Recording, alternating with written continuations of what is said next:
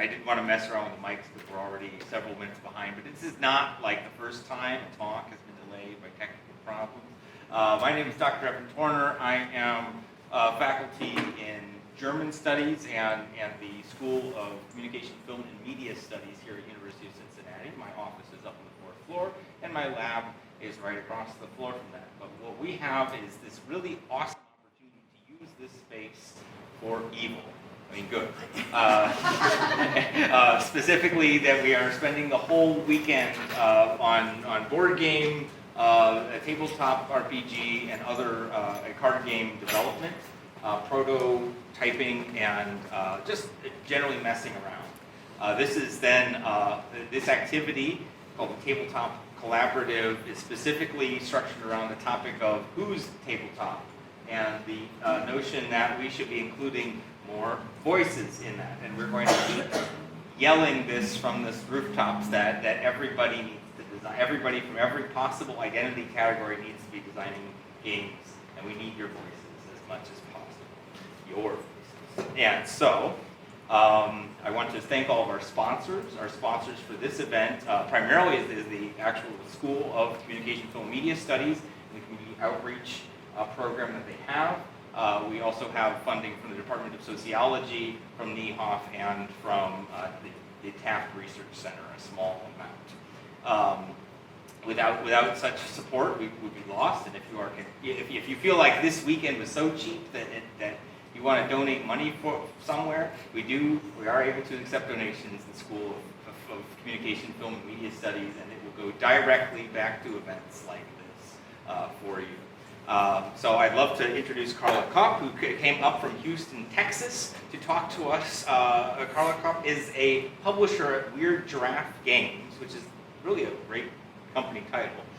And I want to pay special attention to the fact that Carla brings the level of expertise. We could have asked someone from a top tier publisher to come here, and that would have been useless for all of us. And what we want is a publisher who is at the level that maybe we aspire to be, and could probably achieve. And maybe you're going to help us on our path to try and achieve that. In any case, I'm delighted to introduce Carla Kopp. This talk is being recorded. There will be a short Q&A afterwards, but this is an extremely small-scale, informal event. And so I'm very much saying, if you have further complicated questions, just talk to Carla. Carla is there for you, and we're happy to have this Saturday together. So, without further ado, Carla Kopp.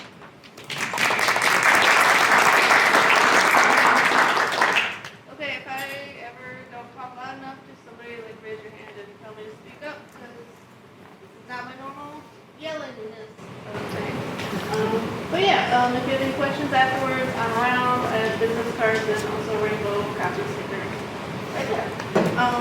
But yeah, my talk today is my design fell off the rails, and now what? Because sometimes our designs don't go exactly the way that we always think they will. I'm a publisher. I run Weird Giraffe Games. I also have run Galactic Raptor Games until I shut that one down because who needs two publishing companies?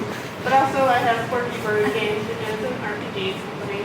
Even though I just said who needs two, it's fine. I have agreed. My entire staff made me say that I will never start another company. It's fine. But yeah, I am a game designer. I've designed a number of those games. I also do solo design on other games where people call me and I'm like, just make the solo version. I do that because my day job used to be in robotics.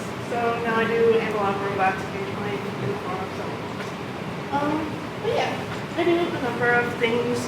I also used to run a live show on game design, and you can find that on YouTube and a blog. And if you want to learn more, there's things on the internet. Oh gosh.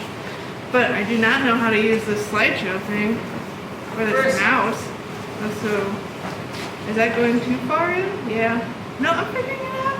I got about this. I don't always do things the right way the first time, and that's what this talk is about, and it's very much illustrated. I probably did that on purpose. Let's just go with that. Anyway,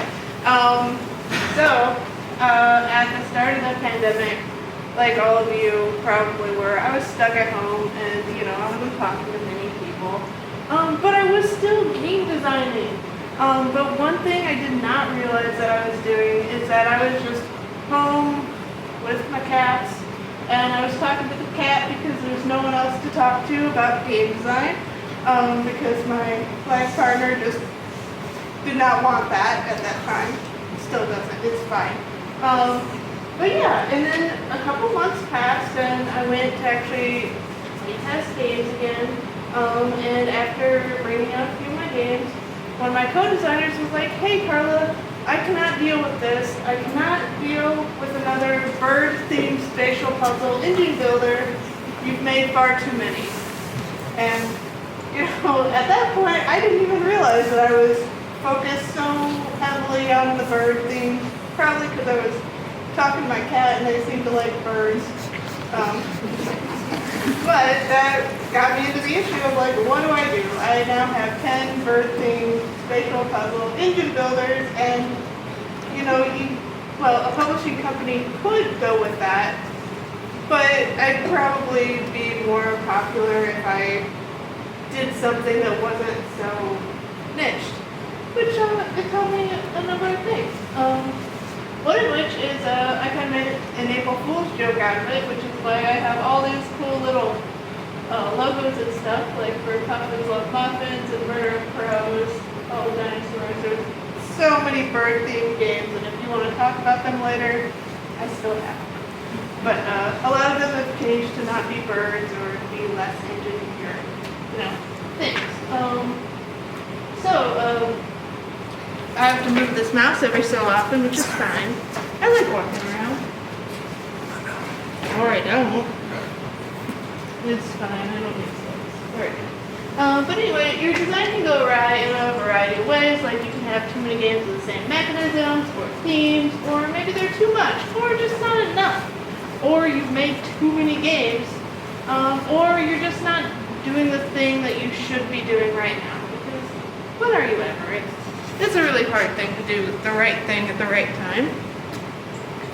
Okay. Also, just in case you're not interested in so much in board games, I made all the pictures of my cats, so everyone can be heavily invested in this, whether it's the design or just looking at my cat pictures. It's there. Anyway, for mechanisms. If you don't know what a mechanism is, it's basically how the physical way games interact. Games typically have like a theme, which is like the story around how games work, and the mechanisms are things like area control or set collection or like just all the mechanical parts of it. So when you're doing a lot of the same things, like I like spatial puzzles, and a spatial puzzle is like, it could be hex tiles or polyominoes, or just putting cards next to each other and the effects next to each other do certain things. But you don't have to have a spatial puzzle always as cards next to each other. They could be all the other things I said.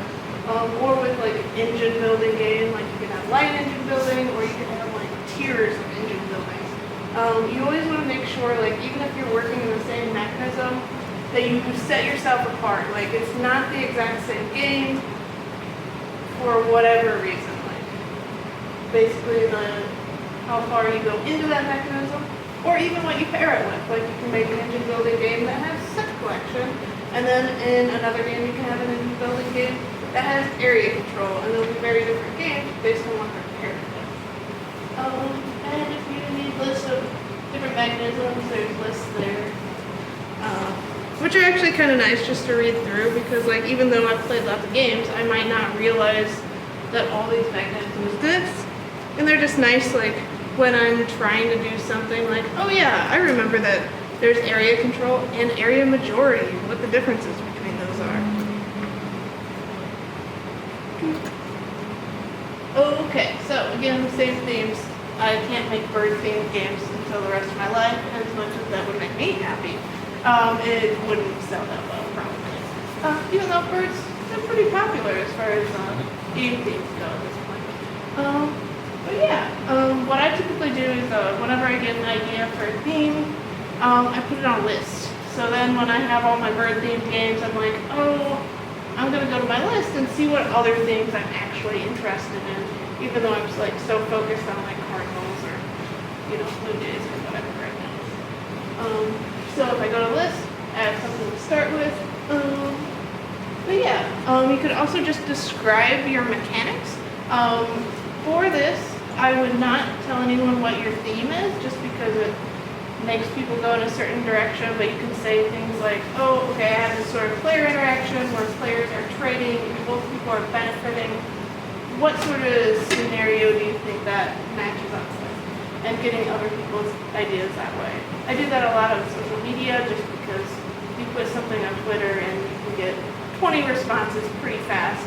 Some of them are bad, but some of them are actually pretty good.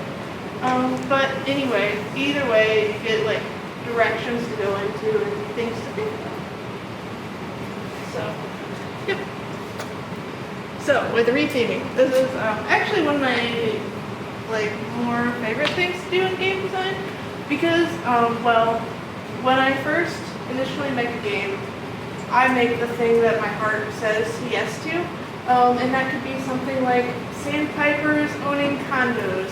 And having marketing, and based on how many sandpipers there are, they can put the marketing up higher. But when I try to explain that to others when I'm play testing, they cannot get it. And so this is a regular instance where I have a game and it works, and I get it working mechanically, and then I retheme it to something that other humans can understand.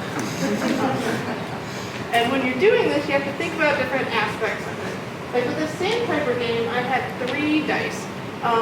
And so I was thinking, what is 3? What are other things where 3 is really important? And I ended up going with hydras. Hydras actually typically, they can have between 2 to 5 heads, I found out, but typically 3. But because that number 3 was really important, each of the dice represents a head of the hydra. And that is so much easier to explain to other people without making a diagram of these sandpipers flying with marketing, yeah. But with that, when I changed the hydras, I started thinking about other things, researching hydras, and it added more to the game that I wouldn't have thought about because I was just stuck in this whole sandpipers just running on the beach, that sort of thing. So retheming can just make you look at all the different aspects of your game in new lights. Instead of sandpipers, it's hydras, and they're in the ocean. So what do all these things mean, and how does it change what is already existing? So yeah, you can have something really different that you never thought of. You can also think about the actual components and things like that. I'm very heavily in the theme, as you can probably tell. So that's where I lean. But just thinking of the numbers and stuff, and just Googling what comes in forms. And you can get ideas like that. Also make sure the feel of the game is very important, and what I mean by that is it's a lot of player interaction stuff. If I am taking my turn and somehow that benefits other players, that's a more positive player interaction sort of thing. But if I take my turn and I may take things from other players, that's a negative player interaction, and you want to match that feel of the game with the feel of the theme. You don't want to make a game that's about making plushies, a Build-A-Bear thing, with something that is very negative towards other people, because that just doesn't make sense. So yeah, think about that when you're also thinking about the theme. No, I broke it. It's fine. Oh, okay. This is a common thing with a lot of designers, is you have too much. You just have all the ideas and you want them all to be in your game. But that's not always the best thing, especially for a base game where you want to be able to have players like play the game and catch on like pretty fast. Like in the first like 5 or 10 minutes, you can't have everything in the world. You have to have like something that is easy to teach, easy to learn, and easy to like make players feel like they can feel good about themselves. So when I go through and do this, I make sure to get all my ideas like out there in a list.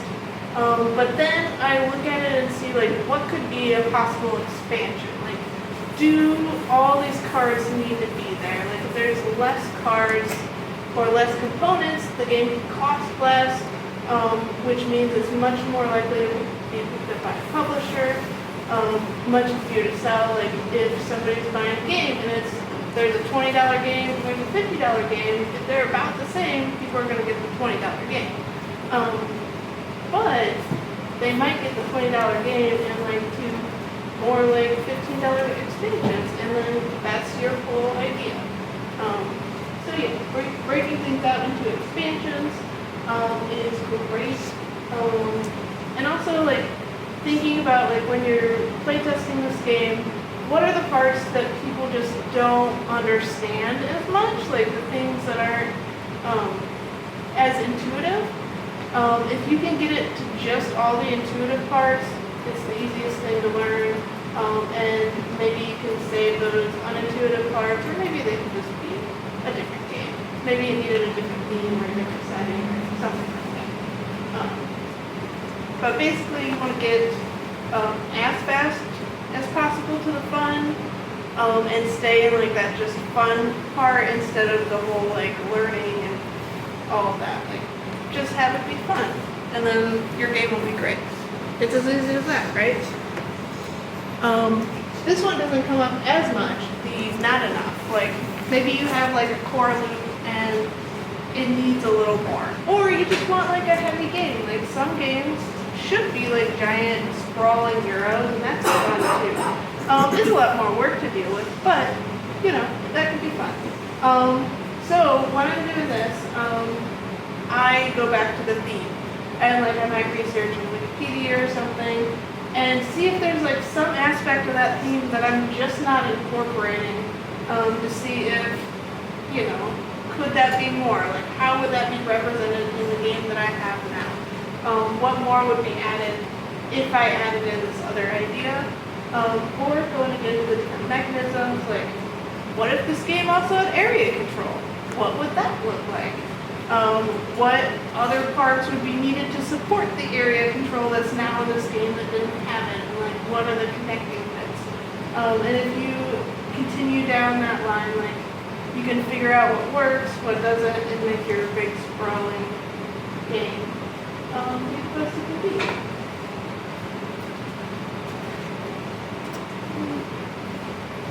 Oh, not the right components.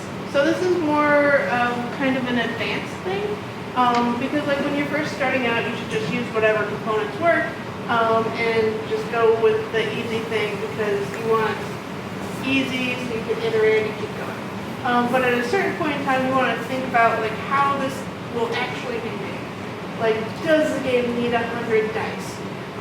The answer is probably not. It probably doesn't need 100 dice because also 100 dice are really heavy. And, you know, like physically heavy, not heavy in like cognitive way.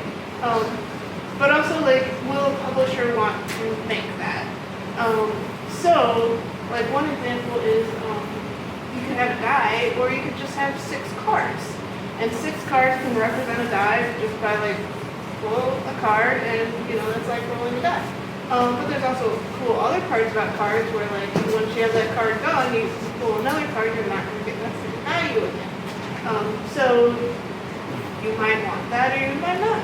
It will involve like a lot of shuffling if you don't. But if you have a card-only game, that would be a lot cheaper to make, especially if you have room in the card print run, versus making like, oh, I'm going to have 40 cards and also 2 dice.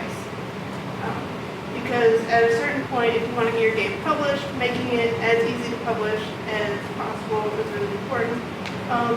And another thing we want to consider is just like the physicality of things. Like if you have a lot of chipboard or a lot of tokens, will that take like a lot of time to separate out or like do the setup? Like if you have a game where the setup takes half an hour and the game takes a half an hour, how enjoyable is that whole hour experience when like at least half of it is not going to be that fun? So thinking just about the components of how things can be done differently than we've done in the past. This is also very important if you want to use this tabletop simulator. So at one time in the pandemic, I was only working on Tabletop Simulator, and it was fine. It allowed me to actually do game design with friends without, seeing other people. And I had this game, and it was going so well. It went so well that I got all the art for it done, and people kept on asking when they could buy it. And then I made it in real life, and it didn't work at all. It was a sad day, because the real world doesn't have a lock function. There's other things that GTS has, like they have like the unlimited bags, where if you just use an unlimited bag of cubes in every game that you play, how many cubes do you actually need in the game? Who knows? Maybe 10, but if you never write that down, or you will have no idea like what size of game it is. Like, is it a $10 game or is it a $100 game? I don't know, because real world doesn't have just a bag you can pull cubes out until you get tired. So yeah, that is definitely something to consider. Also, I don't know how many of you know about 18 card games. It's a sort of challenge that some designers give themselves to just make a game out of 18 cards. 18 is like a third of a sheet of cards in a typical print run. It's a number. And like the first time I tried to make an 18 card game, it actually ended up to be like more like 200 cards. But that's fine. I made the game, and like that experience has got me down to actually made an 18 card game, like 3 or 4 games after that. I just had to start small-ish at that 100 and 200 level, and then get myself down. So, eventually you'll get the right components if you try.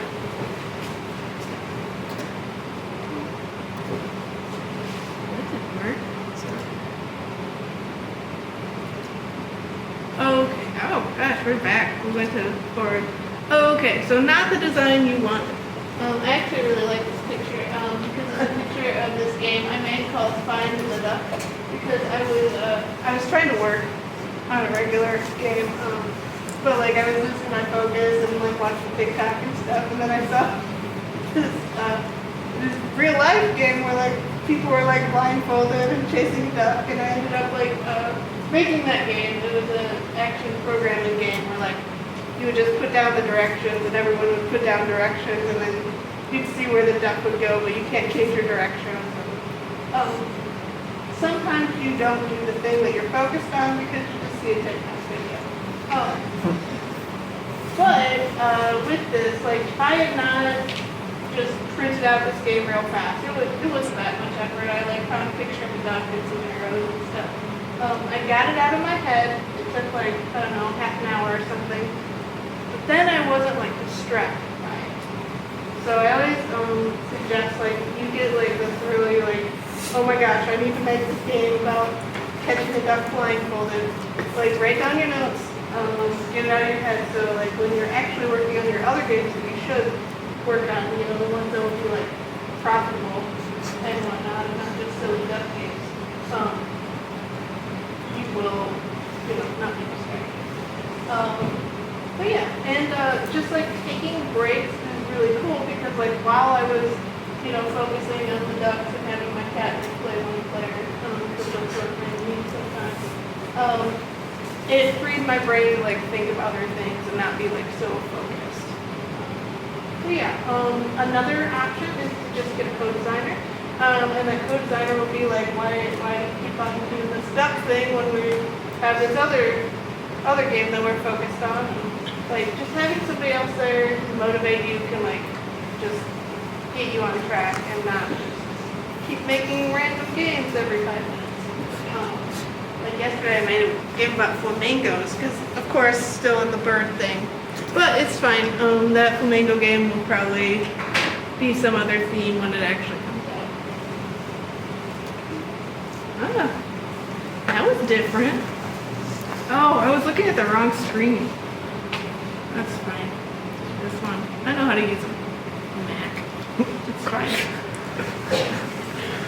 Anyway, you could also work on too many games. Like, as I said, like, I make games constantly. Like, I made a game about flamingos yesterday because I was reading a National Geographic article where they like to have groups of 2, 3, and 6 friends. Isn't that cute? I mean, but that, like, is already a game. Like, you want to make matches of 2, 3, and 6 flamingos. Like, half of it is done already, and that was just an article. But I should focus on, like, completing games. Because a completed game will actually, like, go out into the world and be good instead of, like, me making, like, the first prototype of, like, 100 games.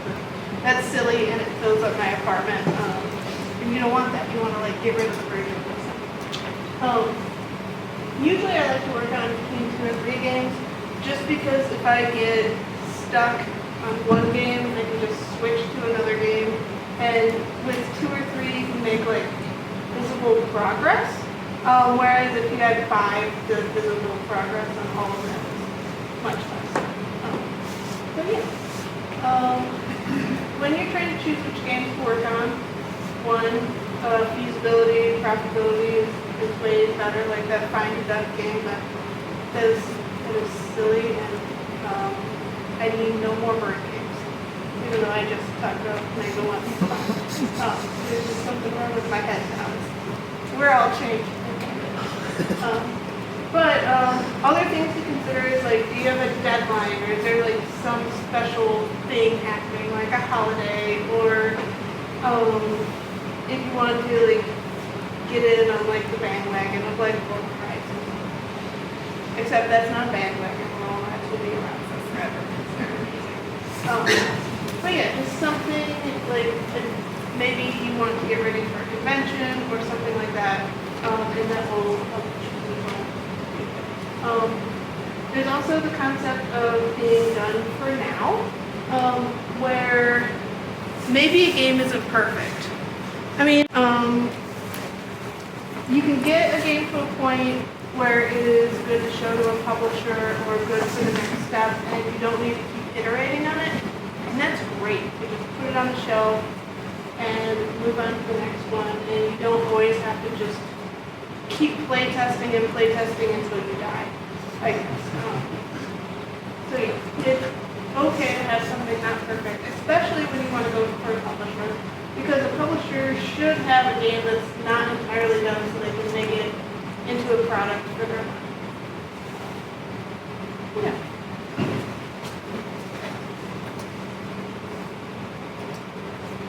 I feel like I had another slide, but that's fine. Any questions?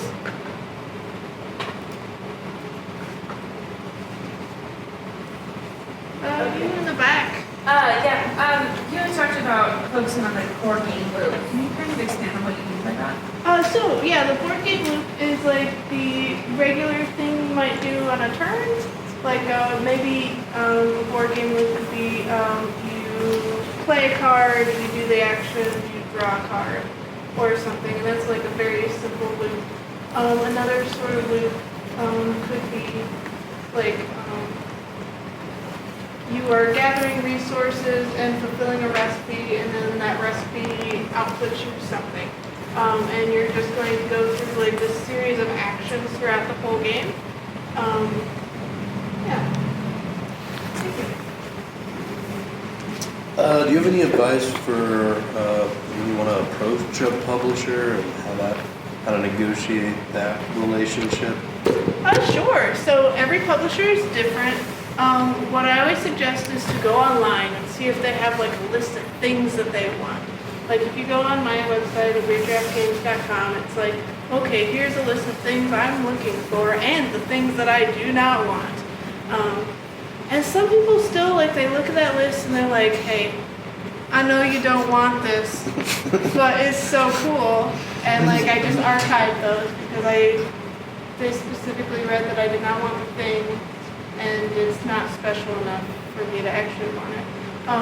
But if you respect the publisher's wishes, like, and you send them an email, hopefully directed to the right person, you could always ask, like, who should I contact if I have a game that I want to talk about, and then tell them why you're approaching like that publisher. Like, if you want to approach me, you should be like, hey, I have played another one of your games, and I thought my game felt similar or had like the same sort of size, or, you know, say nice words and reasons instead of like at the last convention I went to, like I was talking with a friend and some guy came up and he's like, hey, I got a game to pitch, do you want to hear it? And then I said no, and he was very angry, and it was like, you interrupted my conversation with this person I haven't seen for 2 years. No. And also, I knew nothing about your game, so don't do that. Some publishers, like, they tell you how, like, they might have pitch signups or something like that, but yeah, never do like the mass, like, oh, you're a publisher, I have a game, this is an obvious fit because games. I always like to be human, because like a lot of designers, they treat me like a publisher, not like another human being, and like that's a kind of a red flag. But yeah, you can ask other designers as well, because another designer, if they've worked with that publisher, they will know like that publisher better and can give you hints on like how and why. Like if you want to approach Leader Games, they make all asymmetrical games. If you approach them with a game that's not asymmetrical, they probably don't want that. So I would probably like start doing research and stuff and finding the right publisher, and like just sending an email that's like, hey, what's the right way to do this, is way better than doing it just the wrong way and being offensive. Like the amount of emails I get that are like, hey, dear sir, or dear Eric, like, who is that? I don't know. I don't know who that is. Those just get archived because I don't have time for it. Fair. Cool. Thank you. In the back? Yeah. So in the writer's market, if you're planning to publish a book, there's a great big archive book that gets published every year. It's like the writer's market, and here's all the things and all the requirements and all that. Is there something similar for the gaming industry? Like all the games that are published in a year? Like all the different publishers, a place where you can kind of look up, okay, I've got this idea for this game, so what publisher would be a good fit? And it's like a catalog of different publishers and what they are looking for and what they accept. Does the game industry have something similar? So if you go to Cardboard Edison, I think you might have to pay like their yearly fee or something, but they have a compendium of publishers and what they're currently looking for. Cardboard Edison. Yeah, Cardboard Edison. They also have an award every year that's in January, so everyone just missed that one. But every year you can enter your game, and they will give you cool feedback on it. I'm actually occasionally a Cardboard Edison judge when I feel like it, so it's a fun process. But if you enter your game, you get a bunch of designers and publishers to give you feedback and tell you what they think about your game. Cool. Thank you very much. Sure. I want you to talk more about this digital, like, to analog issue, because it sounds like, you know, again, if you have infinite things over here because it's just creating some computer data that doesn't matter and that it has all these real consequences, does that work also in the reverse, where there's stuff in the analog world that will never move into the digital, and so it has to be in the analog world? You have to have physical components, or, you know, this particular game component won't work. Sure, yeah, like, well, I mean, we have board games for a reason, and we have video games for a reason, and sometimes we can have both, like with Dork Romantic. But again, Dork Romantic is a tile-laying game that started off as a video game. I think the board game is much better, but, you know, people have to do that. So, the thing about board games is you're normally at a table and you can see other people, and one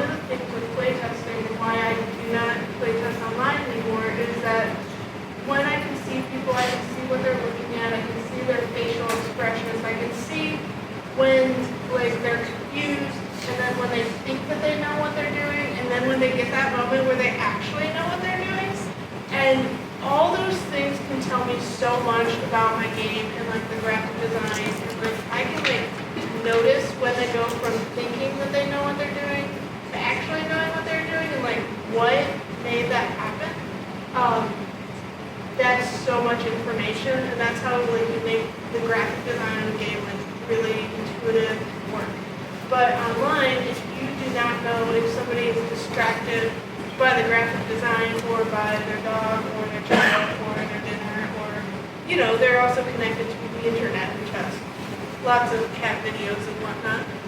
You're not sure what distracted them and what the differences were,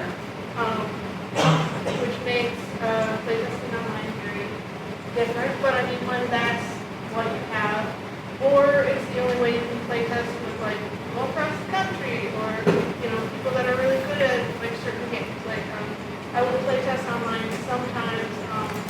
I have a friend Connor who's really good at polyomino games. And it's like, you know, if I want him to look at my polyomino game, I should do that online instead of like flying out to him and his flight times.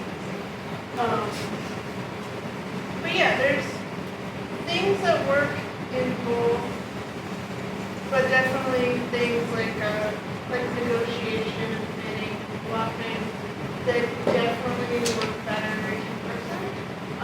There's another example.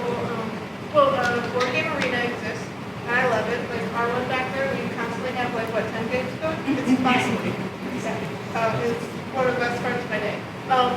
But some of those games I would never play in person. Like one of them I love called Board Shuffle, where there's so many cards and each card has like a side, like each side and the top and the bottom. But I wouldn't play that in person because on Board Game Arena I can look at a card and hover on it and it tells me how many points it's gained. But in real life, like I would have to add up the points, and the points can range from like 100 to 600. And like really I don't want that in my life. Like do I want to do that math? But the digital implementation of that, like where I can just hover, and then I know like, oh, there's this one tree that gives you points if you have all the other trees, and I can just go like, oh, this is gaining me points. I obviously have the other trees. Or it's like, oh, this is 0 points, I'm missing something, so now I have to look and see like which tree that I'm missing. But in real life, like, do not have that hover. It's almost like the original purpose of the computer, which is just the rapid calculations, is the best possible thing to have for a digital game board game. I get 1 million points now. But yeah, there's definitely games like I wouldn't get to play games or one otherwise, so, especially if you have to a long run. As a designer now, how long will it take to make a computer? After it gets signed? No. Oh, Just like from the start, like a zero. Oh. 0 to 1, make the game. okay, 0 to being published in a store. How long will it take that process? Well, if you go, there's a print on demand method where you can like print it at GameCrafter, like you can put the files up, and then it can be shipped out to people. So people do that, so you don't have to manufacture a lot. I would think the shortest time would be like 3 or 4 months if you went that method. But that would be like you are designing and doing all the illustration and graphic design, or like getting it from online. Like I like to use gameicons.net. It's free icons, it's great. Not like actually buying it in a store is different. I would say like usually when I start on a game, even if I'm like very focused on it, it might take like 1.5 to 2 years. Because first you have to design and develop a game, and that will take some, you know, it really varies. Like I have made a game design and I haven't published it yet, and that was like 5 years ago.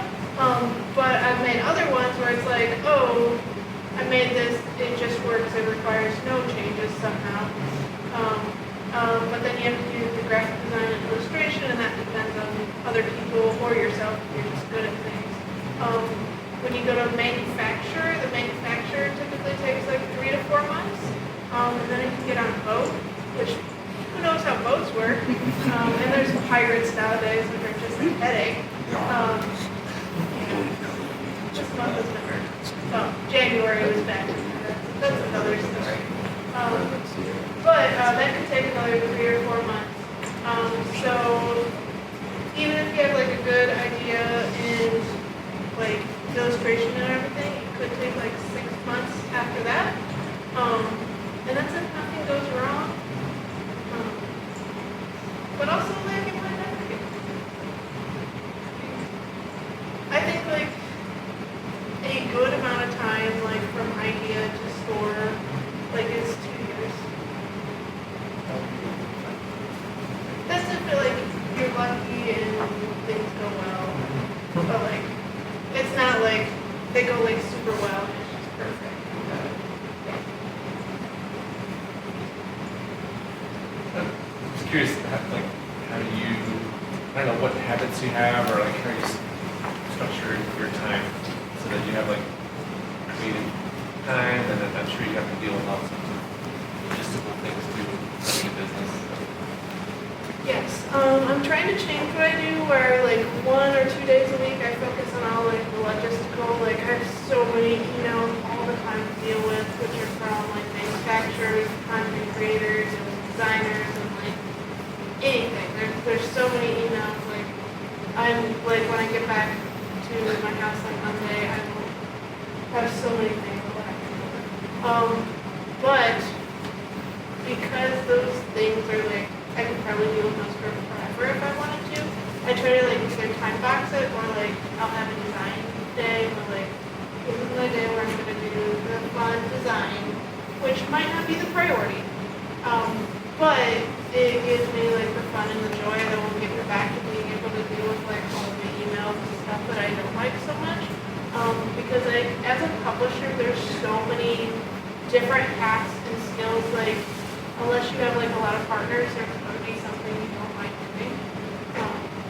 So making sure you get the joy from things interspersed with like the dread of like, oh no, like have to do taxes, great, because that is the thing that's not. Can you talk a little bit about for success in like networking and conventions and the contacts that you made, especially like just starting out? Yeah, just like how you go about doing that. Okay, yeah, how to network and stuff. First, always be a good human. That's like top tier because this is a weird industry. It's different than a lot of other industries, and that, well, one, I could be a publisher and I could be like friends with a publisher, and we can both help each other out, and we will both do better for it. Like a person probably isn't going to buy only one game.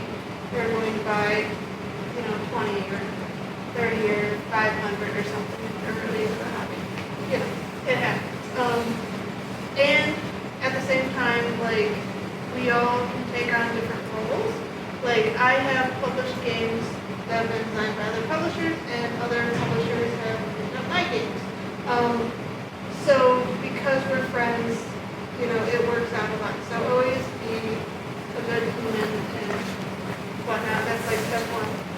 But find out like where all the mixers are or things like that where you can like meet people. The best way I'd say to go about it is just to find a publisher and see if you can help them, like volunteering and stuff. Like working at their booth. Like I always need people to either work at the booth or just be runners.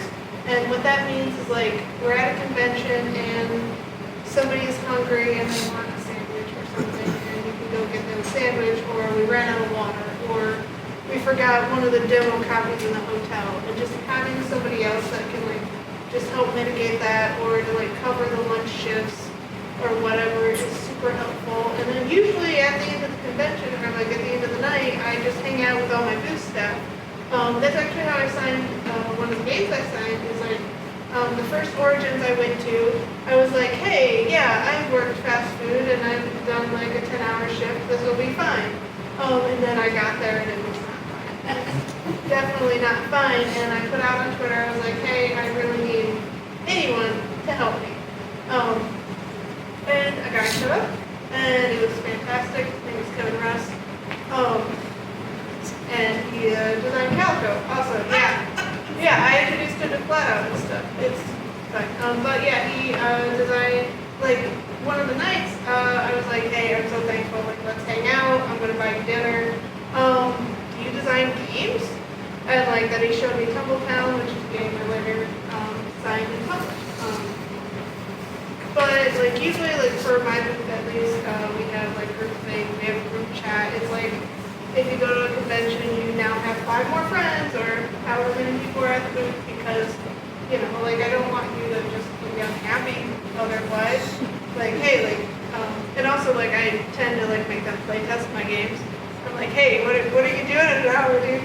Do you want to play a game about flamingos? Tell me what your thoughts are.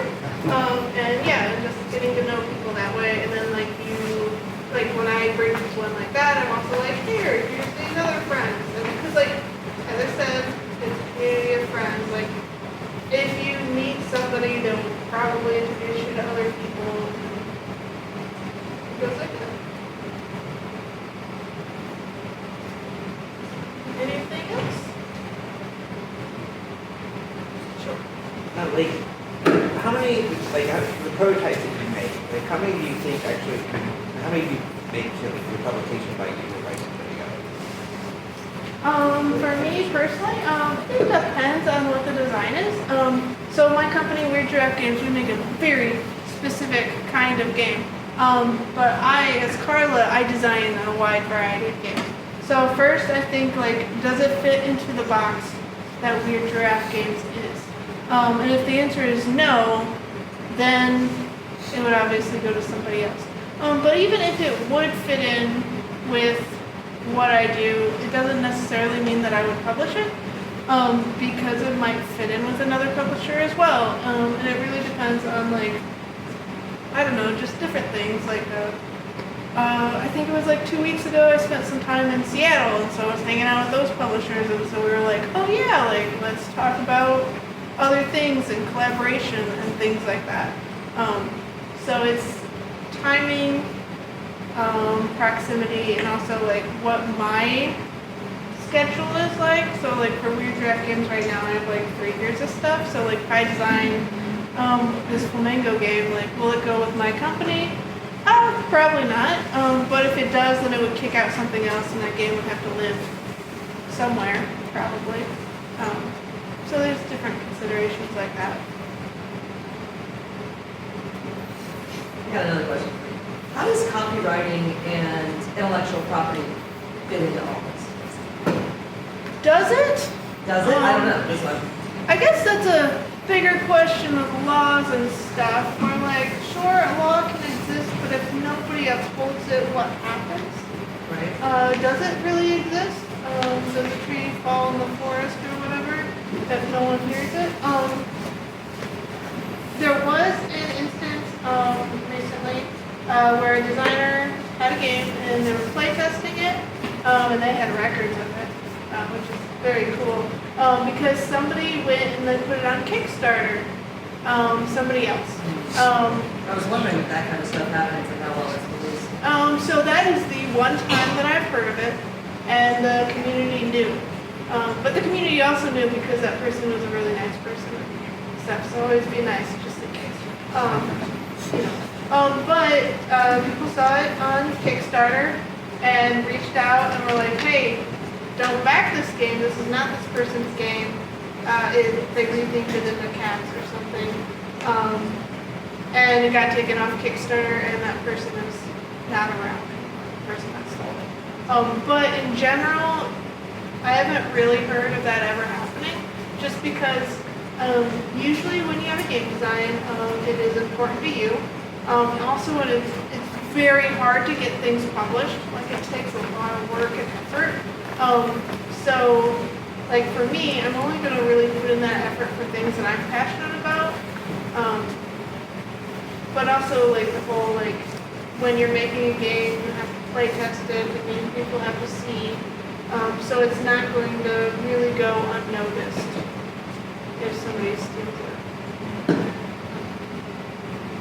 So yeah, I tend not to care much about that because it would Like if I wanted to actually copyright things, it's really hard to copyright, like mechanisms and stuff like that. I do think like Magic has the word tap. Like there's that. That's the like one thing I can think of. Because I was just curious to know, as sort of just starting to think about being a designer and what that looks like and how that feels, how careful you have to be or how loose it is. I mean, not that I'm thinking, oh, I'm going to make it. But I know like there's like 5 or 6 Game of Thrones games out there. You know, they're all based on Game of Thrones in some capacity. This one's the Game of the War one, and this one's more of like Game of Thrones Catan, and this is this. And like, how does that all work if you're thinking about, you know, doing something that's based on something that's popular or... Okay, so for that sort of thing, IP games, you have to get the license, and you have to like talk with whoever has the license. It might be another games company, like what is it, IDW has like, or they had a lot of IPs, and you could just ask them like, hey, can I make a game in this IP? And they might just say yes, you know, some amount of money. Sometimes the IPs aren't as expensive as you would think. But yeah, you have to make sure you get the IPs, especially if you go to crowdfunding and stuff, because Kickstarter will take a look at that. Yeah. Anything else? Okay, again, Carla is around all day, so please do talk to her in a way that is human. And a round of applause for Carla.